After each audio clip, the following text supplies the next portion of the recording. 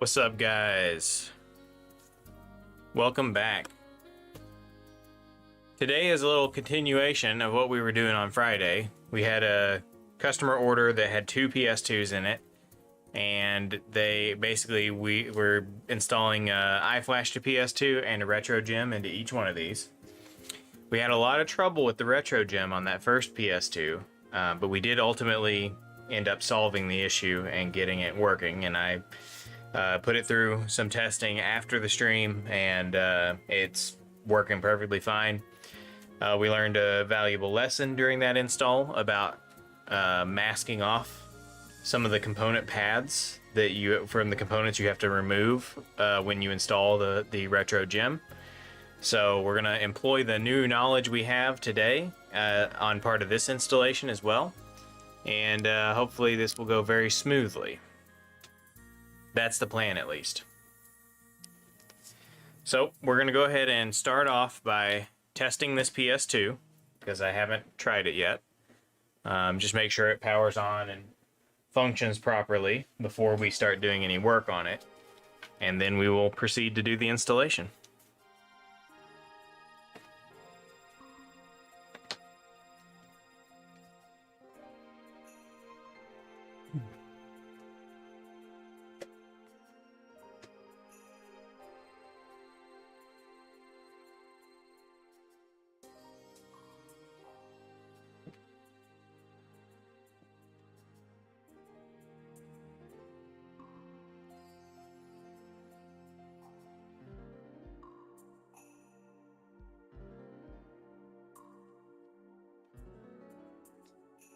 Huh.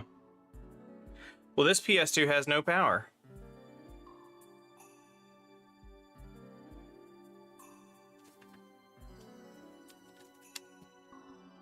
I've tested with both of my power adapters.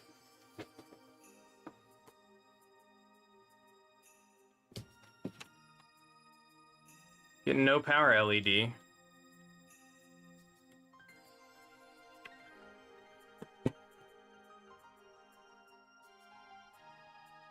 Grab our test motherboard and plug it in. Make sure our power... Yeah, we got power here.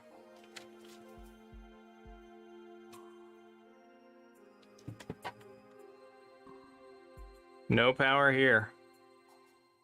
Interesting.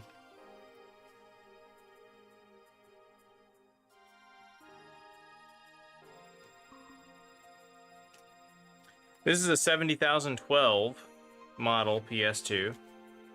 I use Kester 6040. This is an empty spool, but I have another one over there. This is Kester 6040 rosin core.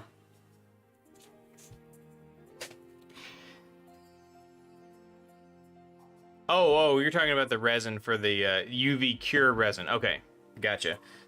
So I have two different types. I have this like off-brand stuff that I got on Amazon for real cheap. This works pretty well. It doesn't cure very hard. It's kind of soft, kind of tacky. So it's not good for like bonding things together, but it works well as a insulator. So I was using that for insulating the pads.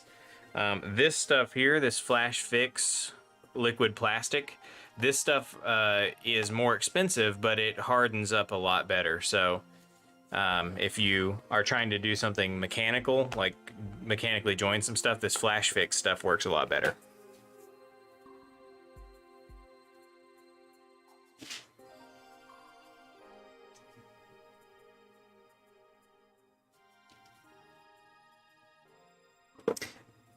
So this non-working PS2 puts us in a bit of a spot because the customer sent it in.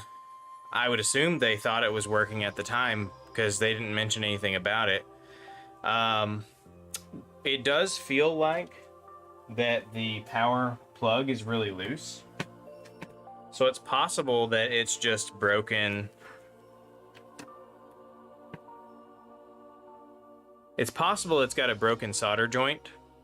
That maybe during transportation, the vibrations of being shipped broke it free all the way. So what I'll do is I'll open it up and I'll see what the issue is. If it's just a broken, sometimes this happens with these PS2 Slims, the DC barrel jack, the solder cracks on the motherboard and that causes it to lose connection. So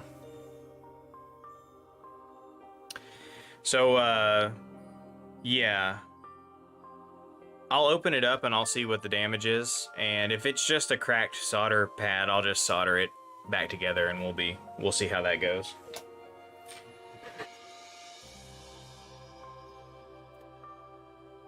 If it's something more advanced than that, then I'm gonna have to talk to the customer about it. More than likely, whatever it is, I probably can fix, because I have fuses and stuff here if there's a blown fuse or something, but I'll have to talk to the customer and see what they'd like to do.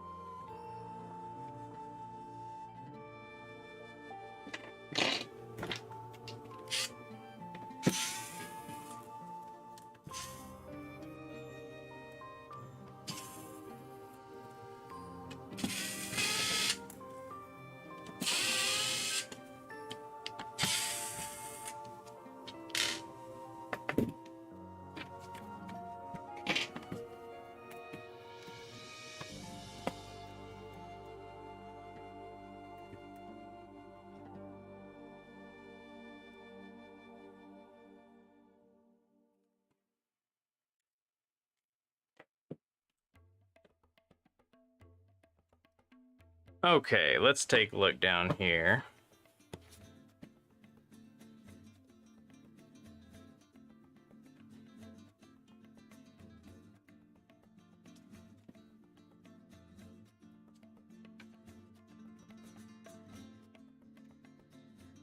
No, it's not cracked.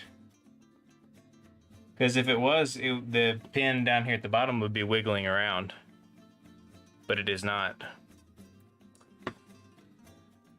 So, something else is going on here.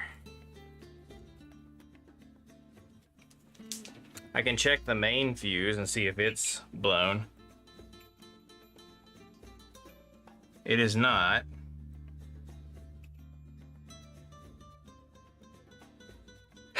So if the main fuse is not blown, that means that a fuse somewhere else in here is probably blown.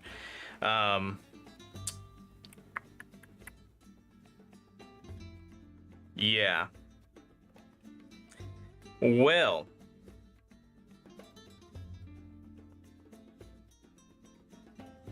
That's really unfortunate. Because this was all I was planning on doing today.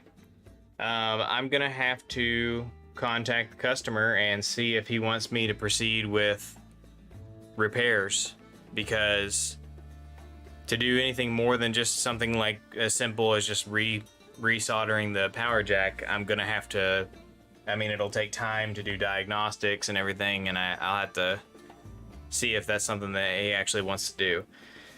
So we might have to postpone this stream, sadly, until I know for sure what the customer wants to do. It could be fun to do the diagnostic work though, so if he wants to proceed with having it repaired, then that's something that we can stream, and stream the process of figuring out where the issue is and solving it. But yeah, that's going to be up to the customer. So what we'll do is we'll PCI Tech, here's what I'm going to try to do. I'm going to try to reach out to the customer, and if he responds within the next few hours, then I'll just stream again.